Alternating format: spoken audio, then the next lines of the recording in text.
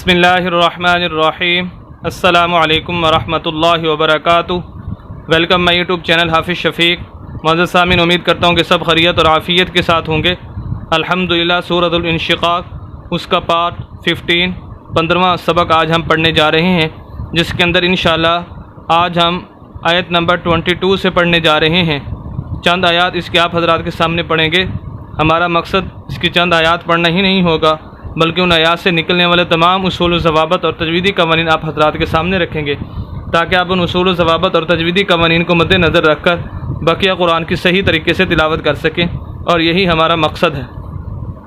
اگر آپ 24 گھنٹے میں سے 7 سے 8 منٹ نکال کر چند دن کے لیے ہماری ویڈیوز کو سننا شروع کر دیں تو انشاءاللہ چند دنوں کے اندر آپ قرآن کو صحیح تجوید کے ساتھ پڑھنا سیکھ سکتے ہیں، جو کہ ہر مسلمان کے لیے پڑھنا اور سیکھنا ضروری ہے۔ اسی کے ساتھ آپ حضرات اگر میرے چینل پر نئے ہیں تو پلیز میرے چینل کو ضرور سبسکرائب کیجئے، اور صدقہ جاریہ سمجھ کر میری ویڈیوز کو شیئر بھی کیجئے۔ اور اسی کے ساتھ آپ کی فیملی، آپ کے دوستوں میں سے کوئی بھی آپ کے جاننے والوں میں سے اگر قرآن شریف پڑھنا چاہتا ہو تو الحمدللہ ہماری کلاسز جاری ہیں۔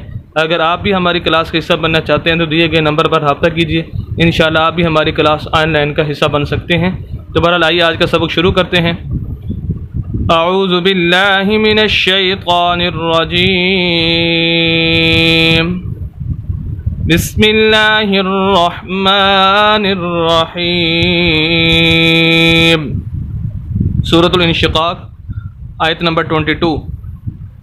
بل الذین کفروا یکذبون۔ چند باتیں اس آیت مبارکہ میں جو سمجھنے کی ہیں، صرف اسی آیت کے اندر نہیں سمجھیں گے، بلکہ جب ان آیات سے آپ اس آیت مبارکہ سے سمجھیں گے تو وہ پورے قرآن کے اندر انشاءاللہ جہاں بھی اس طرح کا وہ اصول اور قانون پایا جائے گا وہ آپ بآسانی سمجھ پائیں گے، اور آیات کو بھی اس کے سمجھنے کی وجہ سے۔ تو بہرحال دیکھیں، بل الذین، پہلا لفظ با ہے، زبر ہے، دوسرا لفظ لام ہے، نیچے زیر ہے۔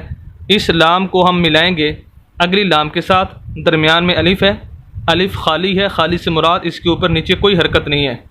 یہاں پر صرف ایک حرف خالی ہے، بعض جگہ پر 2، 3، 4 حروف تک بھی مسلسل خالی آ جاتے ہیں تو ان کو نہیں پڑھا جاتا۔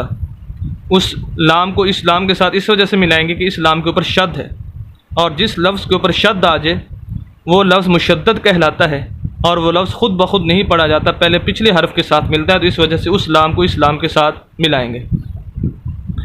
جو بھی حرف مشدد ہوگا، شد والا ہوگا، اس کو پڑھنے کے 2 اصول ہیں۔ یہ صرف اسی لام کے بارے میں نہیں بلکہ پورے قرآن کے اندر جہاں بھی مشدد حرف آ جائے گا اس کے 2 اصول ضرور ہوں گے۔ اصول نمبر 1 کہ مشدد لفظ ہمیشہ 2 مرتبہ پڑھا جاتا ہے، ایک مرتبہ پچھلے حرف کے ساتھ مل کر، اور دوسری مرتبہ مشدد لفظ خود اس کے اوپر یا نیچے کوئی نہ کوئی حرکت ضرور موجود ہوتی ہے، جیسے یہاں پر زبر ہے تو دوبارہ دوسری مرتبہ پڑھا جاتا ہے۔ اب دیکھیں، لام کو اس لام کو ہم اس لام کے ساتھ، لام زیر، لام لل، یہ لام ایک مرتبہ پڑھا گیا، پھر لام زبر لا، تو پہلا اصول ہمارا مکمل ہوا کہ مشدد حرف 2 مرتبہ پڑھا جاتا ہے۔ اصول نمبر 2، مشدد لفظ کو سخت کر کے ہلکی سی آواز کو روک کر لفظ کے اوپر زور دے کر پڑھنا ہوتا ہے۔ بل اللہ، بل اللہ، تو یہ طریقہ ہے مشدد لفظ کو پڑھنے کا۔ آگے زال زیر یا زی، زال کو ہم ملائیں گے، یہ زال ہے، ایک زا ہوتا ہے، را زا، اور ایک دال زال۔ زال کو سا کی طرح، جس طرح سا ہم پڑھتے ہیں سا، اس کو نرم کر کے پڑھنا ہوتا ہے، اس طرح زال کو بھی نرم کر کے پڑھنا ہوتا ہے، اس کے اوپر زور نہیں دینا ہوتا ورنہ زا بن جائے گا، لفظ کا معنی تبدیل ہو جائے گا۔ بہرحال زال کو ہم ملائیں گے یا کے ساتھ، وجہ اس کی ہے کہ یا ساکن ہے، زال زیر یا زی، تو یہ ساکن کی علامت سکون بھی بولتے ہیں، اسے جزم بھی بولتے ہیں۔ جس حرف کے اوپر آ جائے وہ حرف خود بخود نہیں پڑھا جاتا، تو وہ پچھلے حرف کے ساتھ ضرور ملتا ہے، تو اس وجہ سے ساکن سے پچھلا حرف زال ہے، اس کے نیچے زیر ہے، ہم اس کو ملائیں گے یا کے ساتھ۔ دوسری بات یہاں پر بہت ہی ایک اہم سمجھنے کی ہے، اور وہ یہ ہے کہ اصول یہ ہے کہ زبر زیر پیش والے لفظ کو لمبا نہیں کیا جاتا۔ ویسے 3 اصول ہیں زبر زیر پیش کے پڑھنے کے، یہاں مختصراً بتاؤں گا، اگر ڈیٹیل دیکھنا چاہتے ہیں تو چینل پر میری مستقل ویڈیو موجود ہے کہ زبر والے حروف کو کیسے پڑھنا ہے، زیر والے اور پیش والے حروف کو کیسے پڑھا جاتا ہے۔ ایک اصول تو یہ ہے کہ زبر زیر پیش والے لفظ کو لمبا نہیں کیا جاتا، دوسرا اصول یہ ہے کہ زبر زیر پیش والے لفظ کو مجہول نہیں پڑھا جاتا، اور تیسرا اصول یہ ہے کہ زبر زیر پیش والے لفظ کو جھٹکا دے کے نہیں پڑھتے۔ اب دیکھیں، مثال کے طور پر ہم نے اس با کو پڑھا، لام کو پڑھا، نہ ہم نے لمبا کیا، نہ جھٹکا دیا، نہ مجہول پڑھا، اسی طرح یہ زال کو پڑھ رہے ہیں، یہاں پر ہم زال کو لمبا کر رہے ہیں، بل الذین، حالانکہ ہم اصول کی خلاف ورزی کر رہے ہیں۔ اصول یہ ہے کہ زبر زیر پیش والے لفظ کو لمبا نہیں کیا جاتا، تو یہاں پر یہ سمجھ لیجئے کہ اس وقت لمبا نہیں کیا جاتا جب اس کے آگے حروف مدہ نہ ہوں۔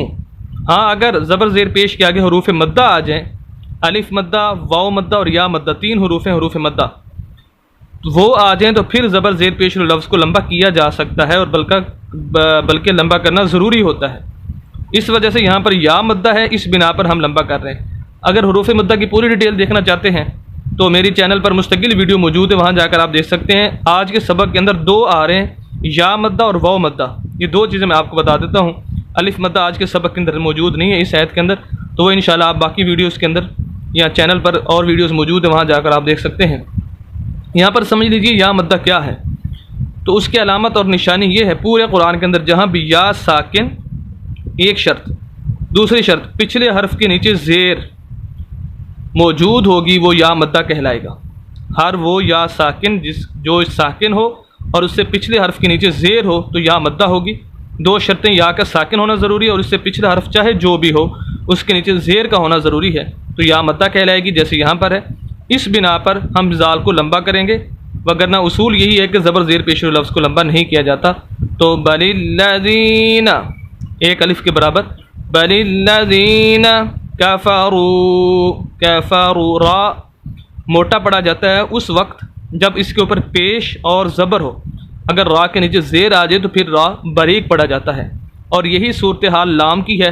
لام کے اوپر زبر اور پیش آ جائے تو لام موٹا ہوتا ہے، اگر اس کے نیچے زیر آ جائے تو لام باریک پڑا جاتا ہے۔ تو بہرحال یہاں پر موٹا ہے، پیش ہونے کی وجہ سے ہم اس را کو ملائیں گے واو کے ساتھ اور اس را کو لمبا کریں گے واو مدہ کی وجہ سے، آگے واو مدہ ہے۔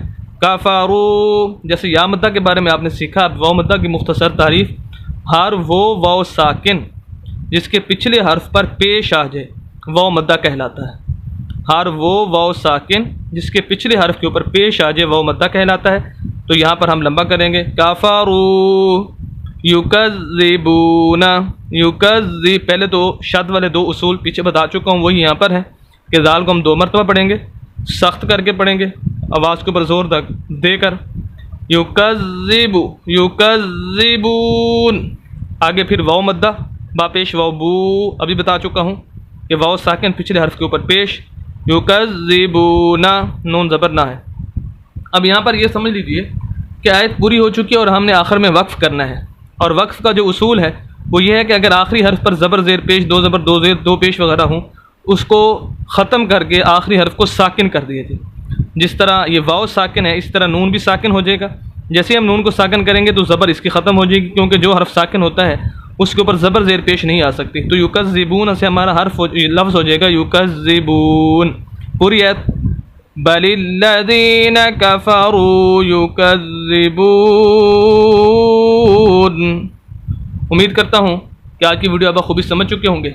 مزید اسلامی ویڈیوز کے لیے اور قرآن کو صحیح تجوید کے ساتھ پڑھنے کے لیے ہمارے یوٹیوب چینل حافظ شفیع کو ضرور سبسکرائب کیجیے، صدقہ جاریہ سمجھ کر ہماری ویڈیوز کو شیئر بھی کیجیے۔ ملتے ہیں نیکسٹ ویڈیو کے اندر کل انشاءاللہ، اجازت دیں، اللہ حافظ۔